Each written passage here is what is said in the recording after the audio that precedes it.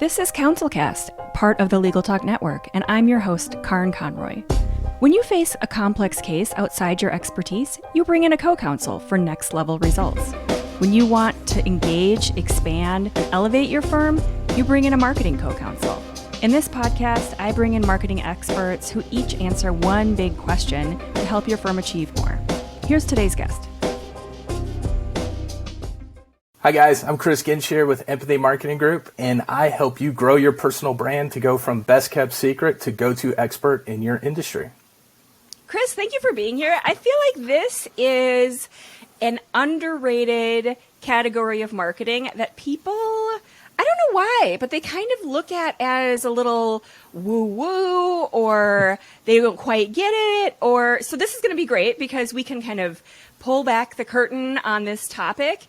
And the reason we're talking today is to talk about personal branding, but there's so much more that means, because I think, and I know you talk a lot about how it's got this really kind of twisted perception with all the influencers and all of that stuff out there, and that's just like, that's not it. Not at all. Not what we're talking about at all. So the big question before we really dig in that we're going to talk about is what everyone gets wrong. We kind of did a little bit of a glimpse into it right there. But what does everyone get wrong about personal branding? So first of all, let's dig in. Let's talk about what that is to begin with. So it's not like all the influencers, all those kind of young kids on the beach, you know, showing all the places that they're working abroad. So what is it? What kind of work is it that you do with this personal branding stuff? Great. And I'm glad that you brought that up, right? Because people do think personal branding is I'm showing you my feet while I'm at the beach and I've worked 2 hours and that's all it is, right? Yes. What I like to do is say everyone has a personal brand, because a brand is just a way you're identified. It's how people know you. In other words, your personal brand is just your reputation at scale. Yeah. And so what I do is I help people who are mostly executives, founders, coaches or consultants, even lawyers, right? Yeah. Say, you are a professional, you have a reputation. Let's be intentional about how we cultivate that reputation online. That's all a personal brand is. Okay. So I have to tell you, I had an experience, maybe, I started blogging with Lawyerist in 2009. And around that time, early into that whole kind of, back in the day when it was like kind of guest blogs and, very kind of blog focused sort of content, we had someone reply, and they were just a very kind of curmudgeon guy who said, logos and branding are all just a bunch of fluff. Never in my life have I ever got a case that relates to this. And then I just had this kind of come full circle moment. Last week, I think it was, on the podcast Instagram account, I had someone that started out their comment and said, "This is silly." And I'm like, ooh, this is going to be a good one. This is silly. And so I was like, and he said, basically, his approach was that I just need to do good work, and then the referrals and the business will come that way. And all of this stuff is basically, he was kind of alluding to the idea, and the first guy 10 years ago was saying, this is all snake oil. This is all a bunch of stuff that doesn't have anything to do with how I get business. They never really went to the idea of the bottom line, because I feel like that's the answer here. But what would you say to these guys?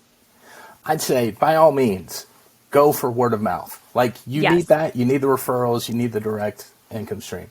All a personal brand does is magnify who you already are. Yes. And so if all you want are the people who already know you to do business with you over and over and over again, just focus on that. If you have any interest whatsoever in capturing the other 95% of the population who have no idea about who you are, how you can help them, then personal branding is just how you transfer that skill over. And so you don't have to be anything. You don't have to be a influencer, right? In the scare quotes tactic. You don't have to be any of these things that get equated. All you have to do is showcase who you are, who you help, and how you help them. And if anybody can do that, lawyers certainly can. Like, you should be capturing some of that market that doesn't know who you are.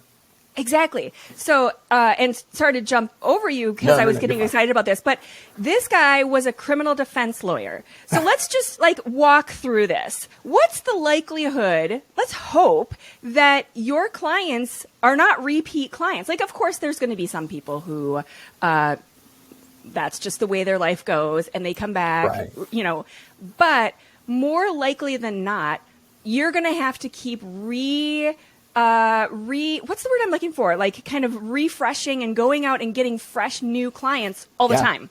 Right. You're just going to have to keep filling the top of your funnel is a marketing term. Just call it your client base. If you're a lawyer, you're going to have to constantly be replacing the people at the top, and you're never going to be known as the person that can actually help this kind of person with this kind of problem. Yeah. If you just spend a little bit of focus, energy, and attention and effort, and you become known as the person who can do this for this person, that solves the personal branding issue. And now you're starting to get people who haven't done business with you referring people to you. Exactly. That's the holy grail. Right. So my response was that, yes, absolutely doing good work is a part of your reputation. And I hate to break it to you, my friend, but that is marketing. You know, that is a significant part of marketing. But that is only one small slice of the pie because of what we're talking about. So yes, you did great work. You fulfilled the needs of that client. Check that box. You are great. You got a good review, hopefully, from that client. But now your work is done. And that case is closed. They have paid you. The money is in the bank. So now what? Now how do you transfer that work and that review and that kind of reputation building effort into getting that next client? So, you know, to pretend like you don't need that you don't need that effort is to pretend like you don't need the next client. Exactly. I think a lot of people just assume something about business. All it takes is me doing good work, and that'll be enough. Yes. The issue is everybody does good work, right? For the most part. I mean, for the most part, yes. Yeah. There are people who don't do good work, and they get sought out, right, just as everybody else. They also get found out pretty quickly, though, too.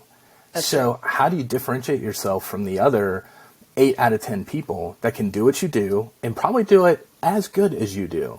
Yes. What's going to be the thing that decides in people's mind whether they go with you or that other person? It has everything to do with their perception of how much they know, like, and trust you. Yep. And that's all, again, marketing, that's what it does. It projects outward a cultivated experience to the market that says, here's what you can know about me, here's how you know you can trust me, and hopefully you'll like me if I just keep doing this enough. Yeah.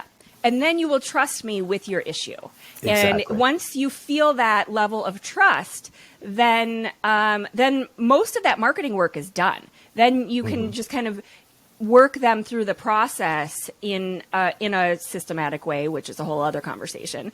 But so let's talk about that a little bit, because I know you use this phrase called elevating authority. And I actually think this is a really good way of illustrating what this personal brand does and why it matters. So let's talk about how, you know, I think you kind of stepped into that a little bit already with the know, like, and trust, but what is the elevating authority? How does that work? And, you know, let's talk about that. Yeah. I mean, elevated authority is just taking the authority you currently have and just escalating it, right? Like you level it up. Yeah. I had a client one time who was a lawyer. Actually, he was a criminal defense lawyer too. And we were working together, and one of his goals was, I want more business, but more than that, I want more opportunities to kind of venture into other things, whether it was speaking, whether it was, consulting, not necessarily direct client work. Well, he couldn't do that if he was only known as the best criminal defense attorney in his little pocket and corner of the world. Yes. And so what we had to do was kind of work together and say, okay, how can you demonstrate your authority so that we can elevate your authority? If you can demonstrate to a wider audience why you do what you do, how you do it so well, the results that you get, how you can help the people that you help, then more of those opportunities are going to come your way. You're not just going to you're not going to be signing up for different lists all the time, hoping you get asked to speak at something, right? Which is something that happens. You're going to get the private call, the email, the DM, the something Would that you says, please? Yes. Exactly. You're going to be invited in versus trying to push your way into something.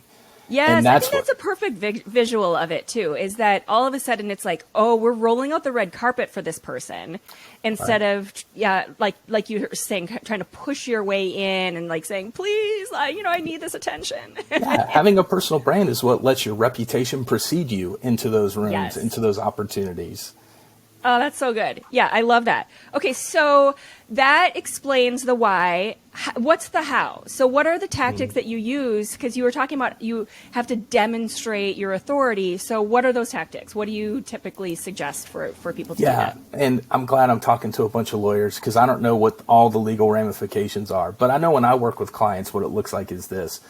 We just look at what are some of the successes you've experienced in your role, whatever that is. And how can we package that up as, say, a case study, a testimonial, an authority building post? So a lot of what I do is if I'm not coaching clients directly, I'm writing for them on platforms like LinkedIn and Twitter. And there are certain styles of writing that really gravitate towards here's an authority building kind of post or tweet or thread and all these other kinds of things. I'm working with one guy right now. He's actually a receiver. So he's a consultant. He was brought in on a receivership issue that he basically managed for over 6 years. And he took it from what would have been a $30 million transaction to something that actually, I'm trying to get my numbers right. It actually resulted in a $289 million sale at the very end and distributed over $89 million in the interim period because of his ability to manage it. But he was brought in by the court in this situation. So now he's coming to me and he's saying, hey, Chris, I've got this great story. I want to turn this into a white paper / case study. From this story, I did good work. I picked up this other client, so I did good work there. And then I picked up this other one, and I did good work there. So what we're doing is we're turning all of that history into actual content that says, hey, here's what we did, here's how we did it, and if you want me to help you with your situation, here's how you get in touch with me. Yes. Okay, so I use both blog posts and case studies. I'm sure you do too. So let's break that down just a little bit to talk about what's the difference. I'm sure people call things a case study and I look at them and I'm like, that's not a case study, that's a blog post, and vice versa. So what is the difference? I mean, I think there's a lot of variation in both. And why would you use one versus the other? Gotcha. I mean, this would be a great conversation to have with you, Karin, because I don't know that I know the best answer to this. I know my answer is this. Okay. There might be little difference between a very well-constructed, large-form blog post, and that's not what I see a lot of, especially legal case studies being. Right. What I see legal case studies being are like blurbs for what should be the case study, not the case study itself, right? Yeah. What I see it as is you're literally telling the story in an intentional way. And so you have to have the lead. You have to have the hook that gets people's attention. You have to have the lead that kind of sets up the situation and the bottom line results. But then you got to walk people through that whole story. And not just, this is my client. He's actually a really great storyteller. And I have to find my way to focus him in and say, that's a great story. But we got to always be asking the question, why should the person reading this care? Right. That's what I think matter to them. Yes. I think that's the difference between a great case study, white paper, or just a blog post because you're hoping to get a few extra eyeballs on it. Yes. You're constantly weaving that thread throughout. We have a woman who does a lot of content writing, but she really specializes in these case studies. And a couple other things that she typically adds that's different from a blog post is a lot of testimonials. So in one way or the other, when you say case study, people are receiving that as this is information that is most likely talking about the firm itself and work that they did. This is not just information about the topic area. So this is not me writing about marketing or some subsection of marketing. This is talking about work that we did in a way that presents it sort of, like when I was in grad school doing my MBA, it's supposed to set the tone and sort of a template for things you could learn either for yourself for the future, or that a potential client could relate to that helps them through their process. And for us, obviously it's a sales tool, and it's like saying, hey, we did this work. So this is kind of proof of life. What's the phrase I'm looking for? Not proof I would of say life. it's proof of authority and expertise, Exactly. right? Exactly. It's just, yeah. Yeah, exactly. So we, in the same way that you're looking for testimonials and kind of almost like a review or a quote when you're on Amazon looking at products, you want those in your case studies. So we always have some quotes and testimonials from the client or, whatever project we were working on.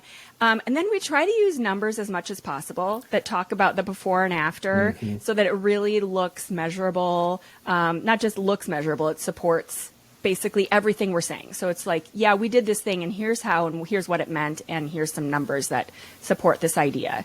And that's probably the only difference I would add to, or thing that I would add on to what you were saying about case studies. Yeah. Yeah, no, great additions. Like, it's all about demonstrating the authority, not just stating that you have it. Right. And so how do you do that? You demonstrate it with facts, figures, you demonstrate it with quotes, right? Yes, all those things are exactly. supporting materials to help elevate that authority of, here's how I know I can help you. Yeah. And I think the big difference is if you think about someone who would be starting a brand new, they decided yesterday they're going to start a marketing agency and they have no experience. They've never done it. And they're trying to get client number one. And so they can write a blog post and they could talk about, marketing. They could talk about websites. They could talk about, just these big ideas in general in a blog post, but they can't do a case study yet. So that's the big difference. So let's talk about monetizing your personality. I took this from your website too, and I love this. So once again, we're talking about personal branding and all of that, but how do all these ideas come back to your bottom line and money? Yeah, it all depends on your goal, right? So I have some people that I've worked with, their goal is clients, like I need work, so I just need more clients. Yep. I have other people I've worked with where the monetization strategy is much more long. It's on a longer timeline. They don't need to make money next month. They're looking for a year from now, 2 years from now. I just got off a call with someone who's thinking, I'm in a contract for 3 years. I'm thinking that far ahead of what am I going to do when this contract's over, right? That's awesome. So it really is. I'm just like, nobody does that. I'm almost like, you don't need me right now. Like, I'll give you the strategy. Just keep doing this. And then 3 years is up. Come talk to me. But sorry, I forgot what we were saying. Monetizing your personality. Thank you. Yeah. It's all about identifying your goal and then just getting really clear on the offer you're trying to make for that goal. So if you're trying to get clients, you need to actually put out there, here's who I help, here's how I help them, and here's how I know I can help you. Yep. If you could just answer those 3 questions and start putting out content that regularly bounces between those 3 or includes those 3, you're going to start seeing people actually pick up the phone, send you an email, send you a message and say, hey, I know you do this. I'm in this situation. Can you help me? And now you're in the sales call process, right? So exactly. So what do people do wrong with this? Because I know what my answer is, especially for lawyers. Where do you see them thinking that they're monetizing it when they're just kind of shooting themselves in the foot? They just say, hey, I'm a lawyer, hire me.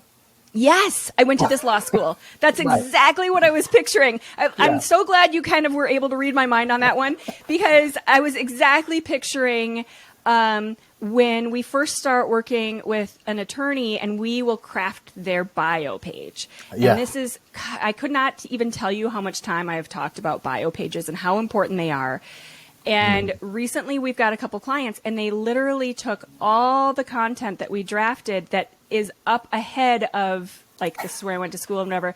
And they take that all off. We just want these bullet points. This is where I went to school. This is where I'm admitted to the bar. These are some articles I've written, period. Take all that other stuff off. It's like, okay. So you're saying you just want to be like every other lawyer out there and not distinguish or differentiate yourself in any way whatsoever. Right. You're not answering any questions that a potential client is actually asking you. They do not care where you went to law school. They care that you did. So like you need the bullet point there just to like prove the point that you did. Right. But that's it. Like it is such a minor concern as compared to everything else. Yeah. And there are ways of weaving that in, but you've got to tell your story. Like that's all a bio is a story you tell that has as its focus perspective the other person reading it, not you. Yes, what I like to say, exactly. I love Simon Sinek, but I think he has done maybe a disservice to some of the world of marketing. People don't care about your why. They don't care about what matters to you. They care about what matters to them. Yes, so 100%. Include where you went to school. Yes. Include that you passed the bar exam. Yes. Include that you're credentialed. Yes. Include your articles. But at the end of the day, people just want to know, can you help me? And if you can demonstrate two things, I like to say, empathy and authority in any piece of content that you write, you will answer that question for them. But bullet points don't answer that. You got to actually tell the story. Okay, so give me some examples or kind of an illustration of how you would do that on a bio page and why kind of stripping off that intro paragraph or the description or the things that are not bullet points, like why is that kind of destroying this whole idea of your personal brand? Yeah, well, it's reducing your personhood to a bullet point, and you just can't do that. Like you're not a highlight reel. And so you actually have to talk about, you have to craft something that actually says, I'm a human being who understands what other human beings are going through when they need to find a lawyer. Yes. Yeah. And that's something your bullet points just never answer. Right. Yes. Yeah. Right? It's all about, hey, look at me. I'm so great. I went to this school. I accomplished this goal. When really the people on the other side are just saying, but do you actually care about me? And would you care enough to take on my case? And would you care enough to win it for me? Because if you're seeking out a lawyer, you're not in a place where you really want the lawyer to be thumping their chest. You want that lawyer to be concerned about you. I think that's so perfect because what I'm picturing when you're describing is that my daughter has this whole thing in her 5th grade class where they'd spotlight each other and kind of say, hey, this kid did a great job or whatever. And you are putting the spotlight on yourself when you are doing those bullets. And that is not the point. This website is not an ego exercise just to kind of talk about the fact that you went to law school. The website is trying to get you clients. And so put the spotlight over there on them. And by doing what you've described, there is no spotlight. There is, but it's just on you. And there's no discussion or thought of the client. And I keep coming back to the name of your firm, which is Empathy Marketing. There is no option for empathy on that page at all. There isn't. And you're absolutely right. Like even when I describe what I do, I try and always be focused on who I'm talking to. So notice even when I introduced myself earlier and you asked me to do that, it's like I'm tired of seeing great people go invisible. And so I want people to go from being the best kept secret to the go-to expert in their business, their field, their industry, whatever it is. Yeah. Now, if that's something that you desire, right? If you can identify with that pain point of being overlooked, passed over, you didn't get the client, you didn't land that gig, whatever it is, now all of a sudden, this is going to sound bad, but it's like I've got your attention. Now I can tell you about all the clients I've helped, all the things that I've done that I know I can help you because I've been able to demonstrate I've helped others too. But what first has to capture the attention is, do they understand the position I'm in the pain I'm going through? If they do, I'm willing to listen and hear more. Yeah, that idea of the best kept secret, like that's kind of cool if you're talking about a neighborhood restaurant that you don't want anybody else to go to because it might get too busy. But when you're a lawyer and you're trying to build your firm, this is a negative. Right. Like, just to point this out, you don't want to be the best kept secret. Like, that's bad. Invisibility is the one superpower no one wants in business. No. Yeah, that's not, it's not gonna work out for your bottom line very well. Yeah, not at all. Yeah. Okay. So you mentioned positioning. So let's just quickly talk about that for a minute before we get to the book review. How does that kind of play into all of this? Like, you talk about this personal branding, you talk about having empathy, talking about the clients and how you help them. But what is the positioning? How does that play into all of this? Yeah, I think it's the step that a lot of people want to skip past or rush through. And it's one of the ones that I think is the more critical to get right, because positioning it's just how you're setting yourself up in the marketplace of ideas where everybody else can offer the exact same service you're offering. Yes. Right? So if you're going to go out there and you're going to say, I'm only going to compete with my peers on our services, that's a race to the bottom. Yep. Right? You're going to have to do it for lower, for cheaper, for longer. And I don't know anybody that really signs up to be a business owner or business operator that wants to do that. No. So when you position yourself, though, and you kind of become your own category within a category, you don't have to do that anymore. So it all really just comes down to, I keep saying the same things because it really is this fundamental. Positioning is just really clear on both who you are, who you help, how you help them, and how you know you can help them. Yep. If you can identify those 4 questions and those 4 pieces, you've got everything you need to actually differentiate yourself in a crowded marketplace. But you also need to lead with that. I feel like this is where I see so many firms go wrong, is that they kind of find they've read a book somewhere about this and they kind of got some of that language and they throw it in kind of buried somewhere on their about page. But their homepage is still leading with the idea of, we are X lawyers in Y city and we are going to provide you innovative service. It's like, what? What does that even mean? Yeah, kill the adjectives. Yes. Yeah, exactly. So you need to know all those things that you described, but then your messaging needs to lead with that so that first impression is, oh, okay, this firm gets me and they can fix this. They can help me solve this problem. Exactly right. You got to lead with that. And you may not always lead with the positioning pieces themselves, but you've got to know what those are so you can construct that lead that leads people there. Yeah, right. Exactly. And then at some level, visually, message, somewhere, you're pulling them in a way that kind of speaks to that issue that they have. Yeah, absolutely. Now, this is where I get confused a lot because I'm the personal brand guy. And back to the person who 10 years ago on Instagram was kind of, giving you a hard time. I actually think about the branding and it being woo-woo and everything else. Yeah. Right? And the guy last week who was saying it was silly. Yeah. Yeah.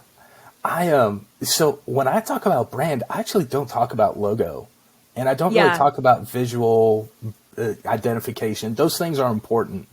When I talk about branding, I'm talking about the words and the ideas people associate with you. Yeah. Because all an image does is communicate a lot of words in a visual medium. Right. And so if you don't get the verbiage right, if you don't get the wording right, if you don't get the narrative right of what your brand is, no logo is going to compensate for that, right? Exactly.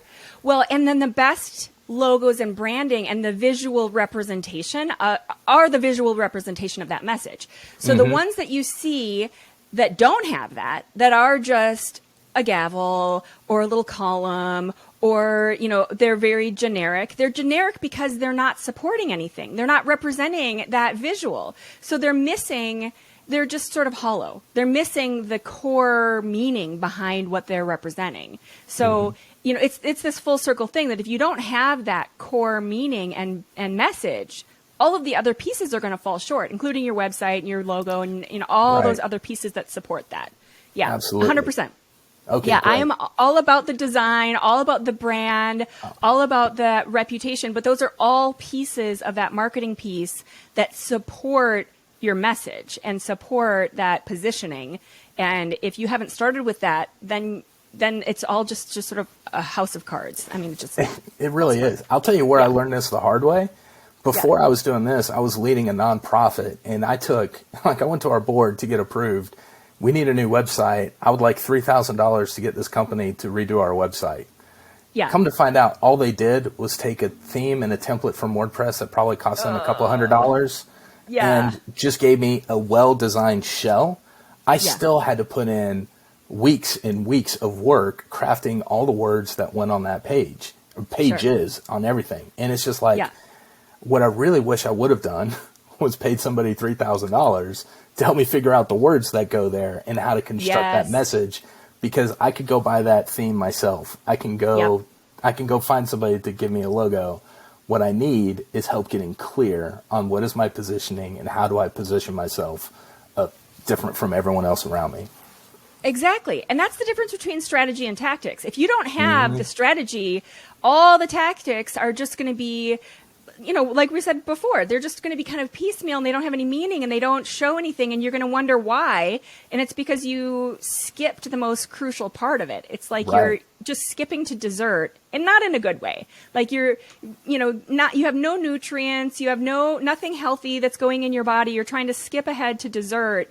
And then you're just going to be full of this sugar that is just it doesn't feel good. It doesn't look good on your body. Like, it doesn't mean anything. I feel like that's not really the greatest analogy, but I think you know where I'm going. No, yeah. It feels great in the moment and you feel awful later because it didn't solve your problem. Exactly. It just made it worse. Exactly. Yeah. All right. So it is time for the book review. So Chris, I know you've got a good one. We had a good conversation about this one earlier.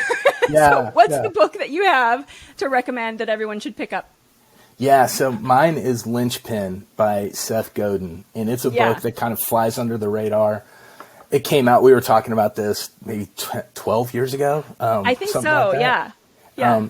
It blew me away in that it was the first time I heard somebody actually articulate what I felt intuitively for a long time. And it was the idea that, anybody can do a job, but it takes somebody to actually really understand how they do a job that really differentiates themselves and makes them indispensable, right? There's this one line, right, where he talks about the difference between someone can always do your job a little bit better, a little bit faster, a little bit cheaper than you. What they can't replicate, though, is we called it your art. And I'm the son of an artist, so maybe I just get it from that. But I loved how he talked about how your art is what you do when no one can tell you exactly how to do it. Oh, I love that. Right. What I love about that is that when I first started my career, I was a designer, and a lot of people there's this line between design and art that a lot of people kind of get it all messy, and they would start these conversations with me where it's like, I don't know what kind of colors I like, and whatever. I'm like, okay, listen, art is very different from design, and art really cannot be wrong. And so when you're talking about art in those terms, it's like, this is you at the core, where you are doing and creating and doing this work that is unique and just kind of creative. Design can fail. And so design is a whole other ball of wax. And design has elements of art in it, but for the most part, it has a function and a goal, and it can not meet those things, and so it can fail. So that's where, I like to differentiate between those, But I love that quote because it kind of brings it back to that pure art side of things too. Well, and it's for me, one of the main things I try and do is just learn enough about my clients to try and pick out what is their uniqueness. Like, what is it, the thing that they do and the way that they do it that they just don't even see. They take it for granted. They just think they either think it's normal or it's boring. And it's like, you don't realize it. That's the thing that not only lights you up, but connects with your audience. Yeah. And so we've got to highlight that. And that's what I think when I read Seth Godin talking about art, it's that personal, kind of hard to define. You know it when you see it, though, that thing that just makes you do the thing that you do so well. Yeah, and it's the thing people seek you out for, too. Mm-hmm. Because if you're doing it well, you are presenting it in a good way, then people will get the feeling that you are the only one for them. I know, for example, the woman who did the photos of my headshots on my website, I truly believe like she is the only one who has the kind of style and the look and the visuals. And photographers, that's 100% like a beautiful art. And she like that for me, when I think about photos, I wish I could get her to everyone, to all of my clients. Obviously, she's a single person and like I can't fly her all over the country. But that is a perfect example of someone where when I think of her, I think of like she is the only answer, the right answer for me, for sure. Yeah, and that is the quintessential goal for a personal brand right there. You want to be exactly. the only one for your person, your people, your group, your audience. That's what you're trying to get for. That's awesome. I might need her name after we're done. Yeah. Well, exactly. And then like to the point where I wouldn't even think about spending time looking for someone else because I've already got the answer. I've got her. Right. I know what the answer is. And so what am I going to waste my time looking for someone else for? Like that doesn't even make sense to me in my brain because it's like, I've already got that answer. I was going to ask you what a big takeaway that you want the kind of listeners to get for this episode, but maybe that's it. Sure. I'm good with that. Yeah. I would put it this way. There's an author named Larry Winget. He put it this way. He said, find your uniqueness and exploit it in the service of others. Oh, I love that. I'm glad I asked because I almost didn't ask. And that is such a perfect quote for that. Yeah. Find your uniqueness and exploit it in the service of others. I think that's so good because it sounds, I think the word exploit people think, negatively about, but we're talking about business. Like this is how you're going to make some money. And this is, coming back to the whole big question is what everybody gets wrong about this. Like we need to make money at the end of the day. Right. You do. But the way to do it is through overdoing it on the service side, not the extraction transaction side. And that's why I love that. That's why I love that quote so much, right? It's one, you've got to do some kind of self-awareness and understanding who you are to your marketplace. You got to know what your uniqueness is so that you can actually leverage that, exploit it, use it, and serve more people. Because ultimately, that's how businesses grow. They're able to serve more people, do more good with all the things that they have, right? Exactly. And so if that's your goal, find your uniqueness, exploit it in the service of others, and you'll never have to wonder where your next customer or client's coming from. Chris Gensheer is the personal brand and growth content strategist.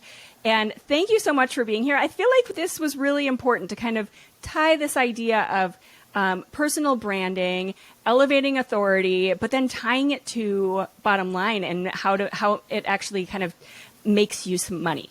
Yeah, absolutely. It's not frou-frou. It's not hippy-dippy. It actually has an ROI. So thanks for having me. This was fun and glad to be here and serve your audience, Karin. Thank you. All right. Thank you for being here. Thank you for listening to this episode of the Counsel Cast podcast. Be sure to visit our website at counsel-cast.com for the resources mentioned on the episode and to give us your feedback. If you enjoyed this episode, I would appreciate if you could rate and review the podcast on Apple and subscribe to your favorite podcast platform. See you on the next one.